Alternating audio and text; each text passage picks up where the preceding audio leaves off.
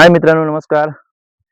मी दीपेश मांडवकर. माझ्या यूट्यूब चॅनलला तुमचं सहर्ष सर्वांचं स्वागत आहे. मित्रांनो, व्हिडिओ बनवण्याचं कारण की आज मी बऱ्याच दिवसांनी व्हिडिओ बनवत आहे.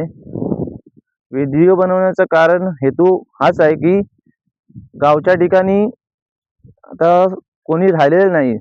लोक सगळी उठसूट मुंबईला जातात. त्यामुळे गावची जी शेती आहे ती तुम्हाला दाखवतो. हे सगळं हे पाहू शकता तुम्ही व्हिडिओमध्ये. हे बघा, हे सगळं शेत पूर्वीची लोक पूर्ण सगळं शेत करायची, परंतु आता कोणी गावाला राहत नाही, सगळे मुंबईला जातात. त्यामुळे सगळी शेती ओसाड पडलेली आहे. हे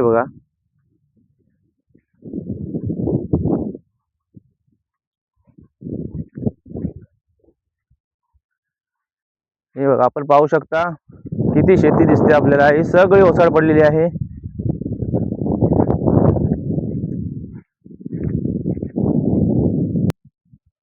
आता बघा, पूर्वीची लोक काय करायची, ही सर्व शेती करायची आणि आपला उदरनिर्वाह म्हणजे आता सध्या तांदूळ लोक कशी बाहेरून विकत घेतात, ती जास्त करून बाहेरून विकत घ्यायची नाही, कारण आपण शेती करायची. शेतीमध्ये जे जे काय पिकायचं ते आपण स्वतःहूनच हे करून खायची.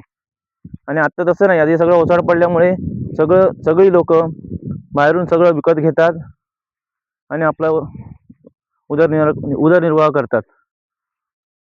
असं ही सध्याची परिस्थिती आहे. हे तुम्हाला दाखवण्यासाठी मी आज बऱ्याच दिवसांनी व्हिडिओ करत आहे आणि हा केलेला आहे व्हिडिओ. तुम्ही पाहू शकता शेवटपर्यंत.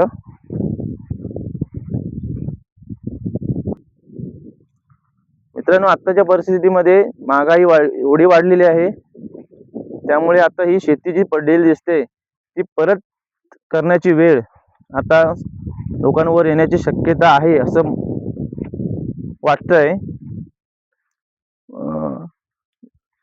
परंतु माझं एक लोकांना सांगणं आहे की शेती ही हा विषय असा आहे की शेतीपासून आपल्याला बरंच काही शेतीतून उत्पन्न घेता येतं आणि ते उत्पन्न आपण दुसऱ्यांना देऊ शकतो, विकू शकतो. आपण शेती करून आपण दुसऱ्यांना आपण विकत घेण्यापेक्षा आपल्याकडनं वस्तू दुसऱ्यांना विकत देता येते. अशा हेतून ही शेती करा मित्रांनो. अशी ओसाड पाडू नका, हेच माझं सांगणं आहे सगळ्यांना. आणि हीच शेतीची जागा आता लहान मुलं इथे खेळतात, खेळण्यासाठी वापरतात. इथे मोठमोठे टुर्नामेंट होतात या मैदानामध्ये.